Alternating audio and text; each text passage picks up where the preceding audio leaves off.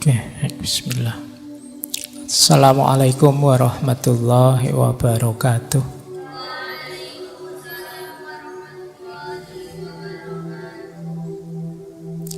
Bismillahirrahmanirrahim. Alhamdulillahi rabbil alamin. Wa bihi nasta'inu ala umurid dunya waddin. Allahumma sholli wa sallim wa barik ala habibina wa syafi'ina sayyidina wa maulana Muhammadin wa ala alihi wa ashabihi wa man tabi'ahum bi ihsanin ila yaumiddin. Amma ba'du.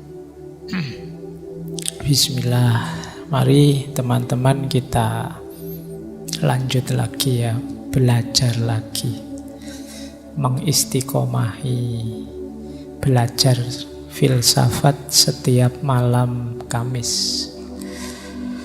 Ya meskipun memang malam hari ini agak berat tantangannya, ya ndak apa-apa. Meskipun sambil ngaji, sambil membayangkan itu Jerman sama Jepang berapa ya skornya. Ya ndak apa-apalah. Nggak usah khawatir, Jepang menang kalau di kartunnya Tsubasa. Karena lebih jago ya. Baik, ya seperti sering saya bilang, ilmu itu rezeki. Kalau ada teman-teman, Pak saya sepak bola saja Pak, kalau ngaji besok-besok rekamannya juga bisa, ya enggak apa-apa, itu cerdas. Nanti ada yang lebih cerdas lagi, ya saya ngaji Pak, sepak bola juga ada rekamannya misalnya. Ya cerdas juga. Tidak ada yang tidak cerdas, yang penting setiap orang punya strateginya sendiri untuk menjalankan hidup versi yang terbaik. Baik, bismillah, kita lanjut ya. Kita masih ada di barat, yaitu filosof Hans Jonas, masih di tema filsafat moral atau etika. Sebelum ke sini ya, saya ingin jawab, ada yang bertanya pada saya, Pak, apa sih gunanya belajar terlalu banyak itu? Belajar ya barat lah, belajar ya timur lah, belajar ya Jawa lah, belajar ya Islam ya. Kayak yang kita lakukan selama ini dalam kajian filsafat. Jadi yang pertama begini loh, karena ini pertanyaan ini diajukan karena bagi dia ngaji itu ya Al-Quran. Masa ada sih ngaji itu filsafat? Ya, dia lupa bahwa istilah ngaji itu bukan bahasa Arab itu. Ngaji itu bahasa Jawa. Saya cenderung setuju bahwa ngaji itu dari kata dasar aji. Aji itu kemuliaan kalau dalam bahasa Jawa. Jadi ngaji itu berarti proses menuju kemuliaan. Tentu saja dengan ilmu. Nah, bahkan kalau dalam Islam yang dikaji itu, yang dalam Islam disebut ayat-ayat Allah, itu ya tidak hanya Al-Quran yang tertulis itu.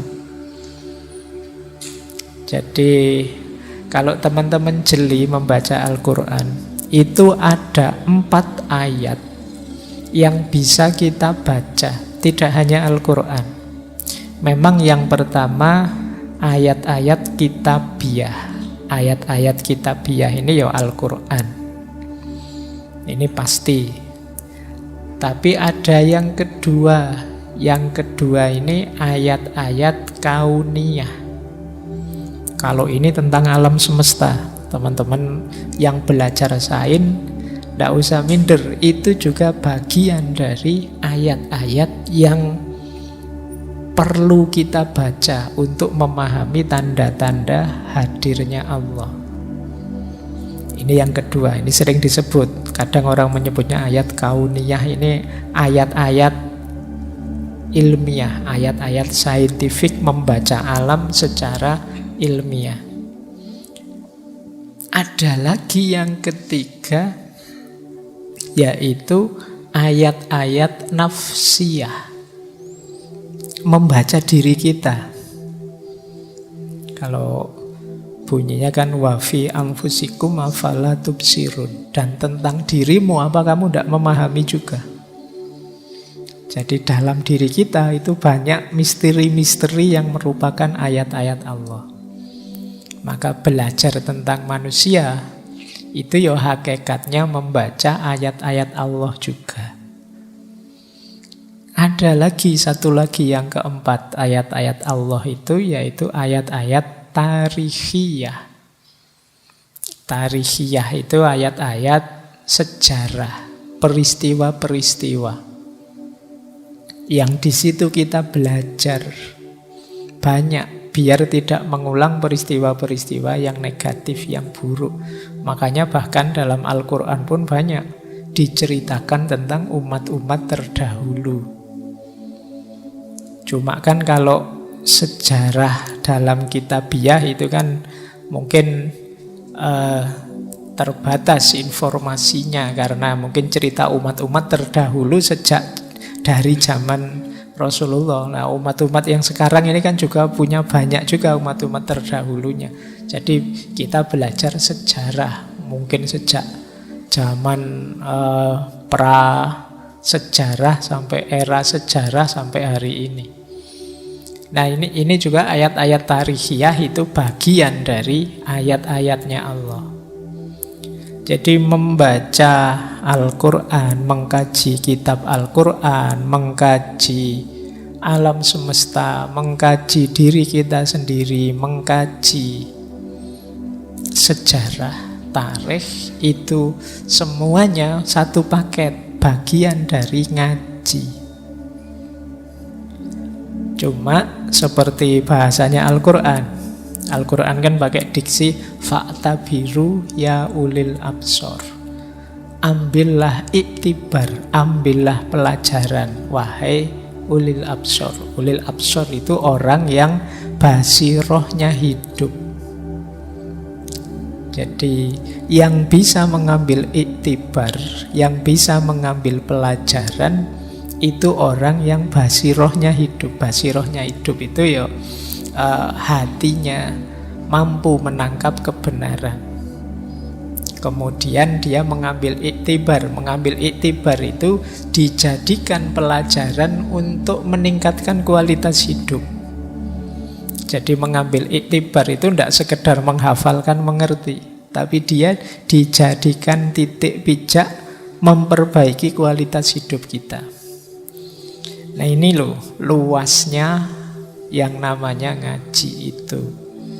Makanya tema kita beragam sekali, macam-macam. Tidak hanya ayat-ayat kitabiah, tapi kadang-kadang ya ayat kauniyah, kadang ayat nafsiyah, membaca manusia, kadang juga ayat tarikhiyah. Baik, itu jawaban seriusnya. Jawaban santainya, ya memang ngaji ini saya bisanya hanya itu-itu saja. Jadi ya semampu saya, sebagaimana rumus ngaji ini ya.